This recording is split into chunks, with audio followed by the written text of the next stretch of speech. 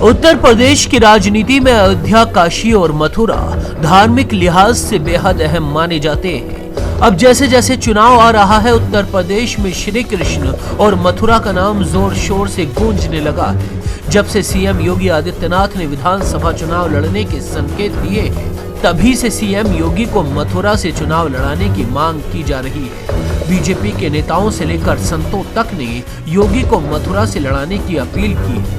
पहले बीजेपी और इसके बाद समाजवादी पार्टी के मुखिया अखिलेश यादव का कृष्ण प्रेम जाग उठा है। अखिलेश यादव ने दावा किया है कि भगवान कृष्ण रोज उनके सपने में आते हैं और कहते हैं समाजवादी पार्टी की सरकार बनने जा रही है और वही राम राज्य भी लाएगी।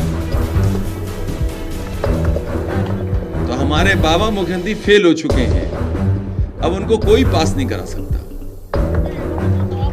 अब जो पास कराने आ भी रहे हैं वो भी नहीं करा पाएंगे पास। नहीं, भगवान है। रात में हम पे आए थे, रात में हमारे सपने में आए थे भगवान कृष्ण जी, कह रहे थे आपकी सरकार बनने वाली है। और एक बार नहीं आए, हर दिन आते हैं। हर दिन, कोई दिन ऐसा नहीं जिस दिन भगवान हमारे सपनों में ना आकर के कहते हो कि आपकी सरकार बनने जा रही है।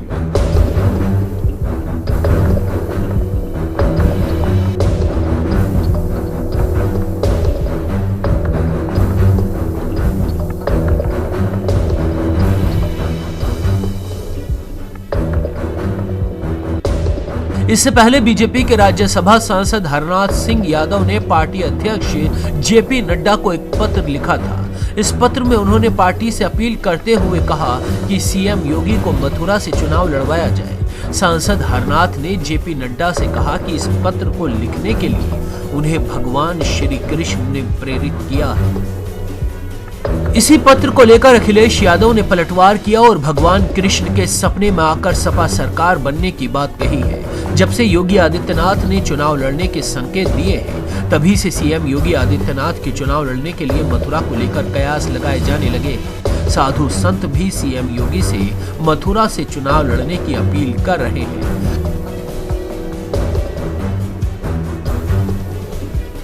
मथुरा की बात करें तो साल 2017 के विधानसभा चुनाव में बीजेपी के श्रीकांत शर्मा 1 लाख से ज्यादा वोटों से जीते थे।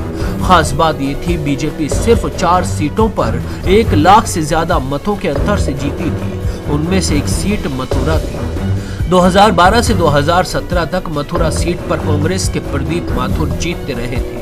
इस सीट पर 1996 में भी बीजेपी ने जीत दर्ज की थी। 2017 में बीजेपी ने रिकॉर्ड वोटों से मथुरा में जीत हासिल की थी।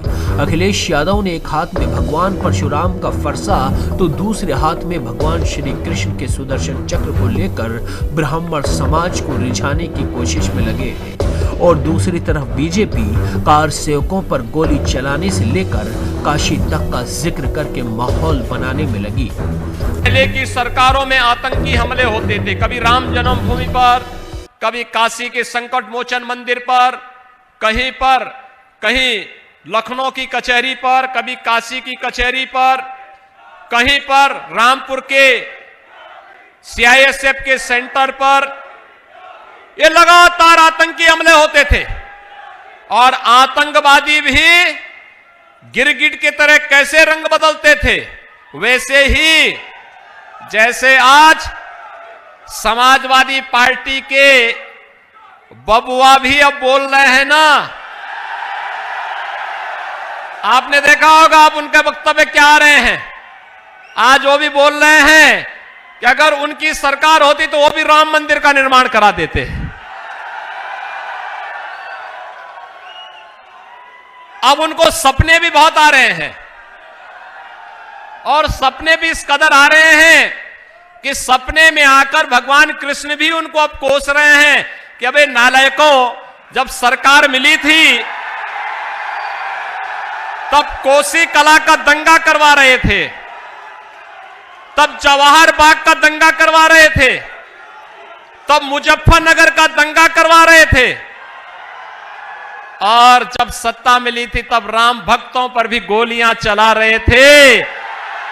अब राम मंदिर का निर्माण जिनको करना है वो तो कर ही रहे हैं, कम से कम एक बार माफी तो मांग लो।